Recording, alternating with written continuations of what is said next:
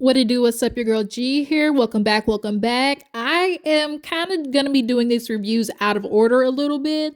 I'm doing Married to Medicine first, and then I'm going to have to go back to Love and Marriage for you guys. I literally started watching Married to Medicine and completely just had like a brain fart and forgot that I need to do Love and Marriage Huntsville as well. But I wanted to go ahead and do Married to Medicine because I just got done watching it and I can talk about it while it's fresh in my brain. So if this gets uploaded first before Love and Marriage Huntsville, y'all charge it to my head, not my heart, okay?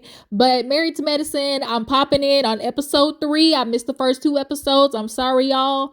But honestly, it ain't nothing but if we took a shot for every time we heard the word apology, Lord Jesus, we'd be out here falling in bushes like Ramona and Luann off of Roni. Old white women, like Sonya pissing in the goddamn grapevine bushes. But nonetheless, y'all, let's go ahead and get into Married to Medicine. And y'all make sure to hit like and subscribe, ho. All right, y'all. So Miss Quad, she got it. And y'all, Miss Quad got a man. Quad got a man at home. So we open up the episode with that. You know, she's in the house. Her man calls and says, "Hey, help me. I got something outside for you."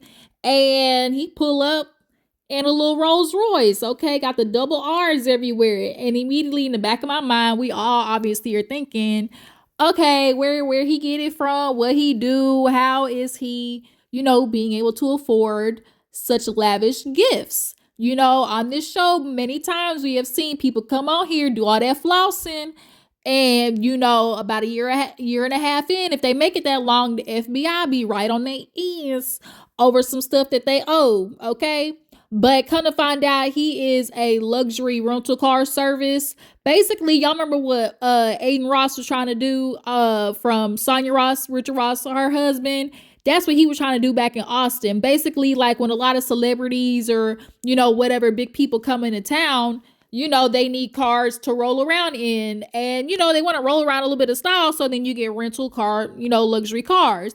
Now, for me, I ain't hating on nothing. He gave her the car. But in the back of my mind, I'm also thinking, well, if he owns a rental car service, like, is he really giving you a car? Or are you just driving around in the meantime until somebody rents it out? Then he gonna have to borrow it back again, But okay, I ain't hating on you, Quad. You got your man. He want to give you a gift. Then he has some Louis luggage in the back as well. So obviously, Quad being back, a lot of the stuff that has been an issue with her is an apology. An apology. I deserve an apology. Her and Simone are back into it again.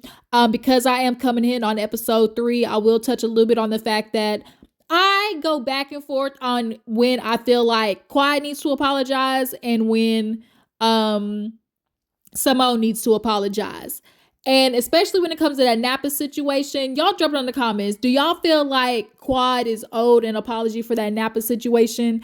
Because in the beginning, it didn't even really feel like that was the main incident that Quad wanted an apology for from Simone. It was the whole reunion situation, which Simone is aware she needs to apologize for. But I'm just kind of like, I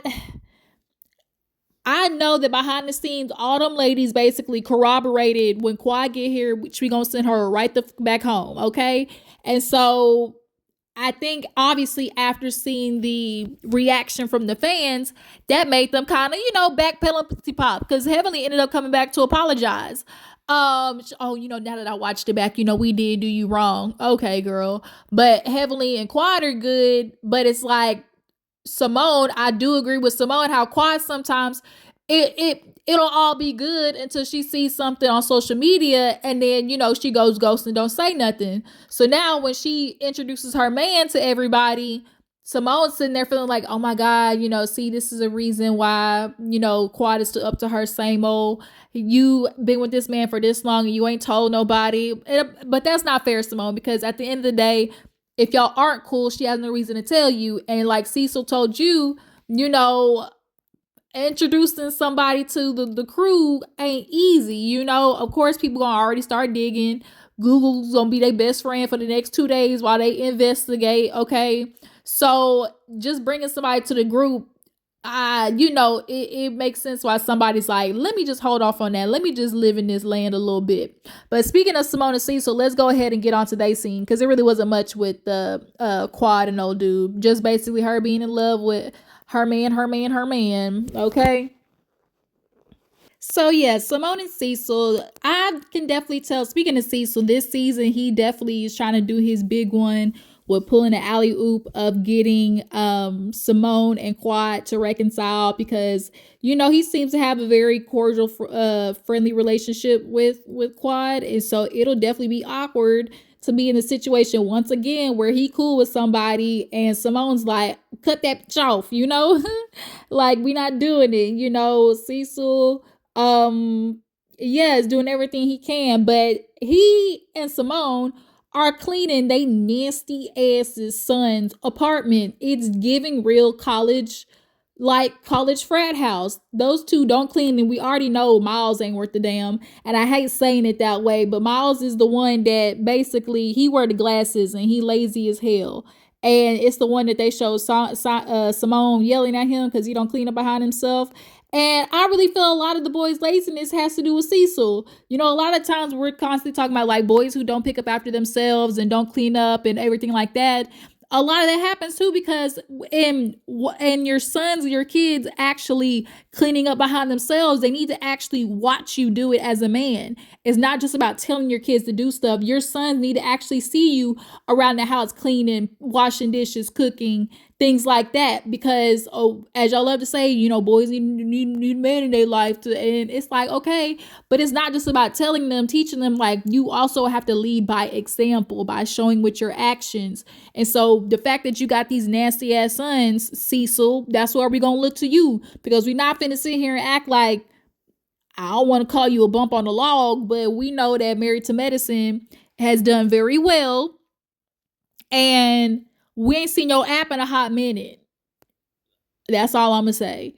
Um, but yeah, your sons, and then so they actually end up cleaning the spot, and then talking about we'll charge them. Y'all know good god dang well y'all is not gonna get that money. They literally ghosted y'all. Was supposed to show up to clean with y'all. Y'all clean the whole apartment.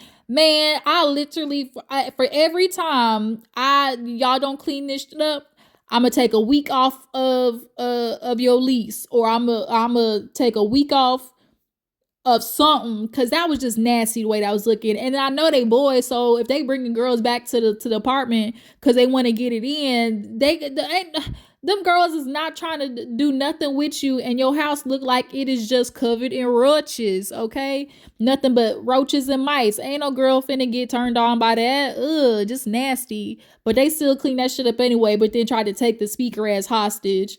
Them boys is not gonna give you that money. Y'all should have left that shit there and actually made it even more dirty. That would have made them pick up. But I digress.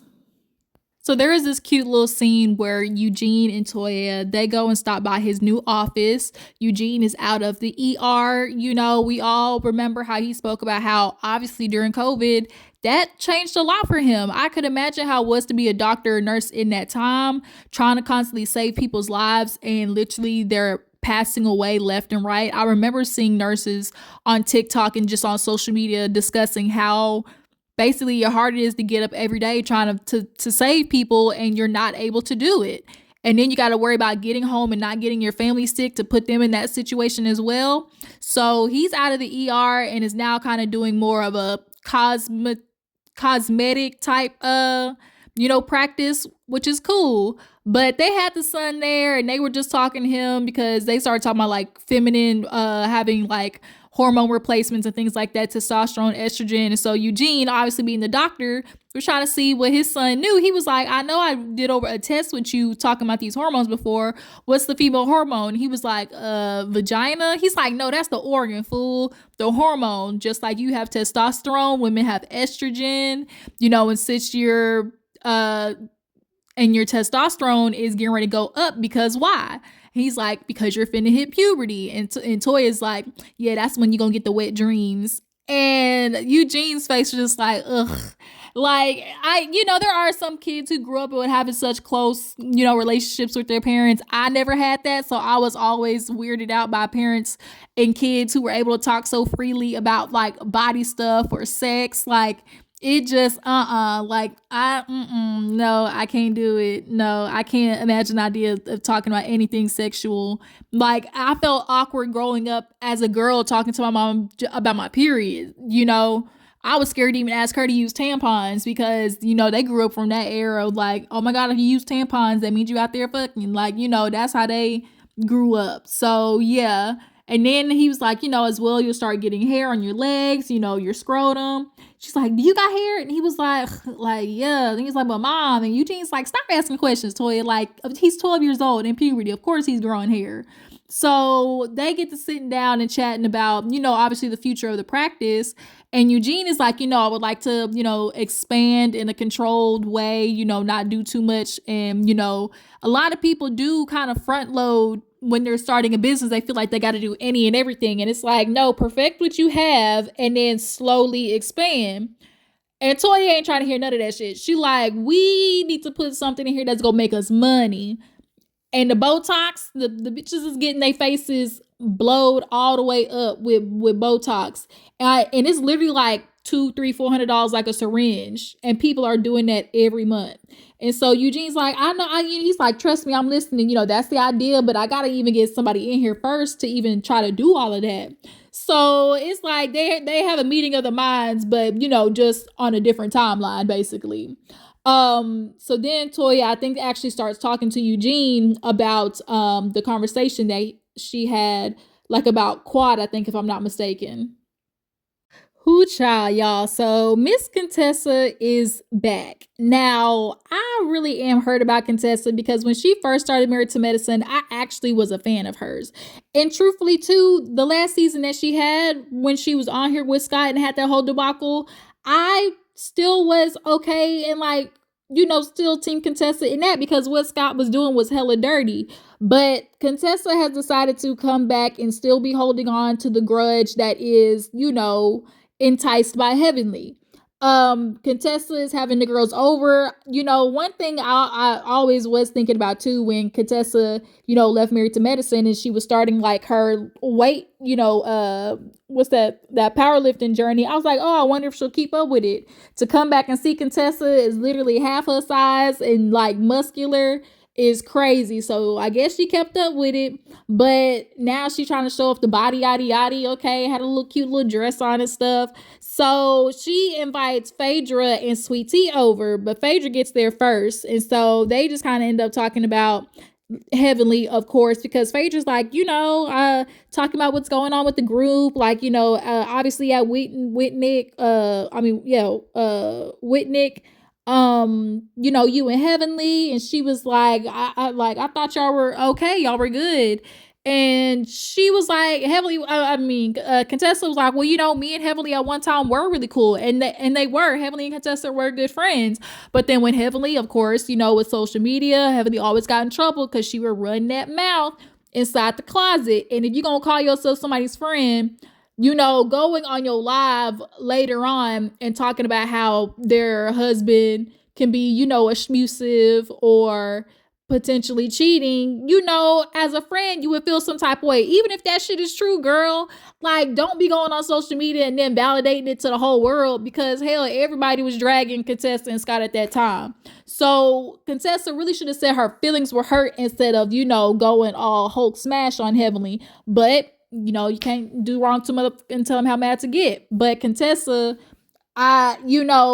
she just went about the approach totally wrong and now trying to, blame Heavenly and make it seem like she was like trying to attack, like basically lie on Scott. Like basically like she has no reason to say that Scott can be, abusive because obviously there is some mental and emotional, domestic things going on over there. But nonetheless, Sweet Tea makes it over. She kind of, they gets filled in on the conversation of Heavenly. And that's something she could obviously relate on because hell, her and Heavenly just got into it, But keep my husband out of it. Okay, shout out to Erica.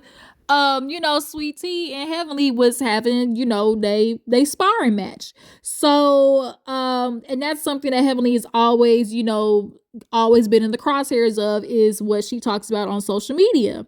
And Sweet Tea, she's like, I don't even need the stress right now because I'm trying to make a baby, and all that stress from that crazy ass old lady is not finna keep me from that. So they're deciding, look, we need to do a refresh. We all know how this gets. It's like, let's take a trip and let's get it all out on the table. So when we come back, it'll be all good and better. And so they end up deciding to do like a glamping, camping, dude ranch, hoedown type stuff. And they were like, we gonna be the new hoes. And Cecil was shit, I'm an old hoe. But we already know how these trips go. But we'll see how it plays out. So there actually was a quick little scene after all the invitations were sent out to the girls with Pheadra and Apollo. Apollo got to make a little bit of an appearance this season because Pheadra, everybody's on your ass about how you didn't bring nothing to the season last time. So you got to bring just a little bit more than what you've been doing, okay? So in this moment, you see Apollo is right outside because inviting him into the house is not gonna happen because he got nothing but all dark effed up energy, especially after watching him on what's that couples retreat show where him and Shanice or Sharice, whatever, went up there. Apollo need help, but nonetheless, this ain't about him and her. Pheadra is dropping the boys off with him while she's gone. So they're having a little bit of the conversation, and she brings up Toya and how basically she heard from Toya, like, she ran into you. And Paula's like, yeah, I ran into her. She was, just talking crazy and just trying to basically pry. And Toya said that in her confession. She was like, Pheadra want to be all private and stuff. So yeah, I was being nosy. Shoot, I was trying to see if I get something out of Apollo, being messy basically.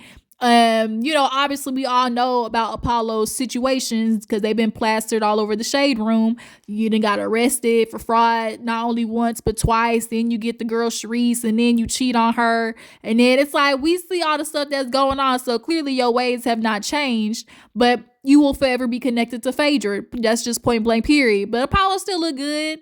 So, we know he causing all types of hell and chaos over there in that household with Sharice. She over there just drinking a bottle of barefoot wine, barefoot herself, rubbing her edges, shaking in the corner, okay? Because that's all Apollo gives. But yeah, the sons, they got EpiPens because one of them's allergic, I guess. He'll YouTube, how to save the boy's life. God forbid he goes into anaphylactic shock. But what y'all think about Toya asking Apollo questions? Y'all feel like she was being nosy, didn't have a right to ask? Y'all drop it in the comments and let me know. Now, before we get to the last scene of Greg and Sweet Tea, I totally forgot quick little scenes that they had in there. One was Dr. Jackie, y'all. Dr. Jackie, she trying to get a stud pregnant, long story short. But she has fibroids. And, Dr. Jackie, it's very coincidental that all of the things that Dr. Jackie has been, getting in her appointments, they're making sure to reiterate, okay, that she's doing everything she can to be there for Black women in their maternity phases, okay? We know ever since, her last infraction against the maternity community, the pregnant community, Dr. Jackie has been on thin ice, okay? But she already apologized, y'all, and she already told y'all what she thinks. She told y'all she done with it, all right? But yeah, after Dr. Jackie's scene, there was Heavenly, and she had a cute little scene with her son, y'all. He's now entering the dental program, and this is literally what generational wealth is. Like you raise your kids up, and he's literally following her footsteps, and so he's kind of doing like a little mock run. And he goes in there, introduces himself, and now he's getting ready to try to start the procedure, but he ain't got no gloves on. So she's like, Zachary, put the gloves on. He's like, dang. He's like, let's start over. And then she was like, something else. And he was like, Mommy, I got it. And she was like, Dr. Kynes. And so he went to put on the gloves, couldn't get the damn gloves on. Then he's having to assist her with like the suction stuff. And every time she tells him something, he was like, okay, Mommy. And she's like, I'm Dr. Kynes, boy, I'm telling you. So that was really funny. But yeah, so as well, Quad, y'all. Totally forgot to talk about Quad. Y'all, now Quad's on her fertility journey. You know, now she's ready to have a child with such a man. His name is King. You know, she discussed how she really wasn't really just pressed to have kids with Greg because she knew that wasn't the right relationship.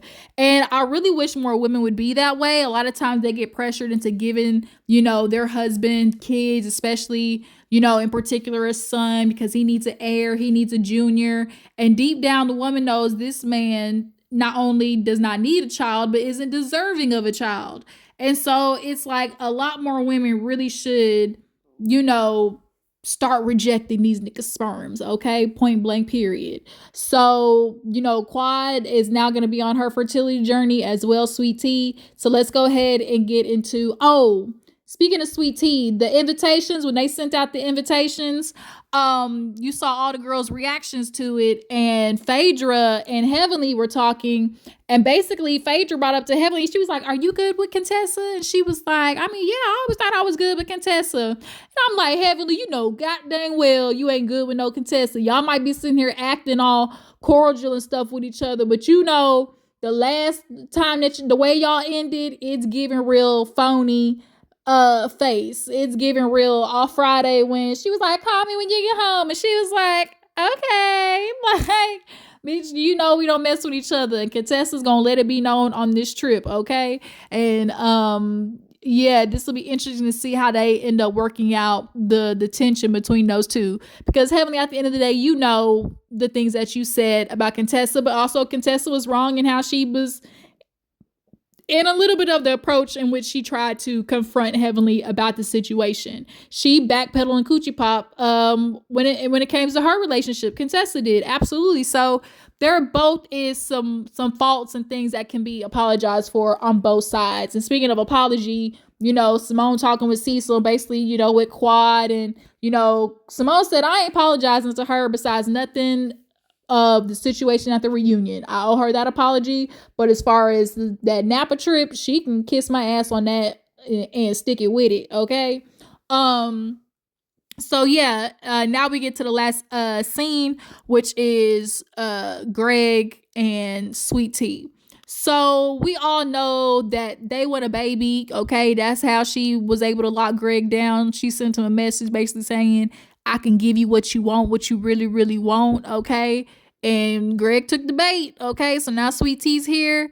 And it's a little bit of a stall in the program. You know, it's a little bit of a pause in the progress because not only does she have endometriosis, but I don't know what steps they're trying to take. I don't know if next she's wanting to do hormones or try to prep for IVF or what, because did Greg get his sperm tested?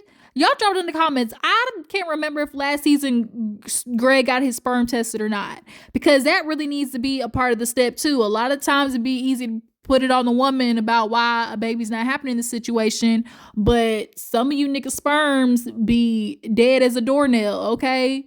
Be swimming all discombobulated and messed up, carrying nothing but jackass jeans. But nonetheless, you know, they have the real conversation of like, okay, what's our timeline?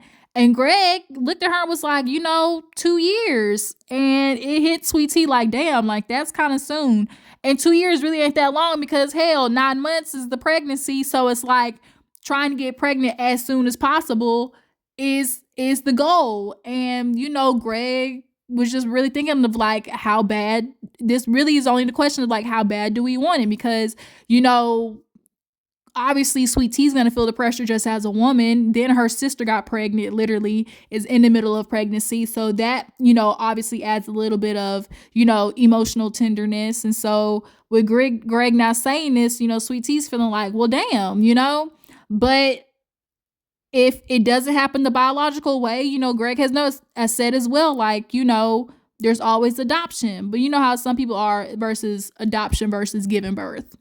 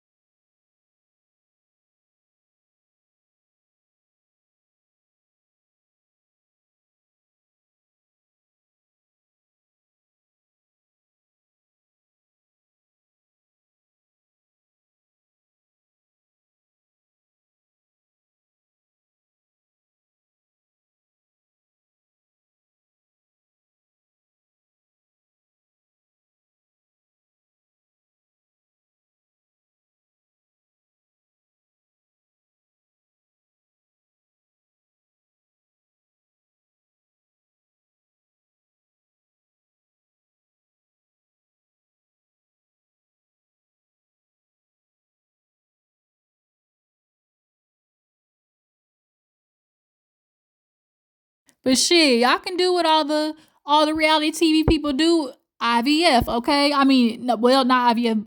Well, yes, IVF, but surrogacy. That's what I meant to say.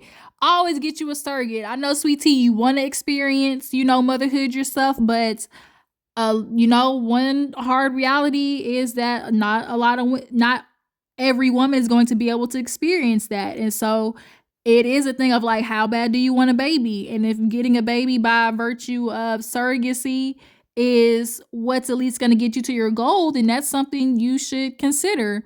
So the episode ends right there with them just, with Tisha crying. So we'll see how next week happens when they all get ready to go on this trip and, fake play nice with each other until it's time to rip each other's heads off. What do you guys think of Contessa and Heavenly? Where do y'all fall on that? Who's more to blame? In regards to Simone and Quad, do you guys feel like Quad should get an apology for both Napa and the reunion situation that Simone is bringing up, or just the reunion situation? I really think that's it, you guys. Y'all drop it in the comments. Let me know what you feel about this season so far. Make sure to follow me on Instagram and Twitter, and I will catch y'all hoes later. Deuces.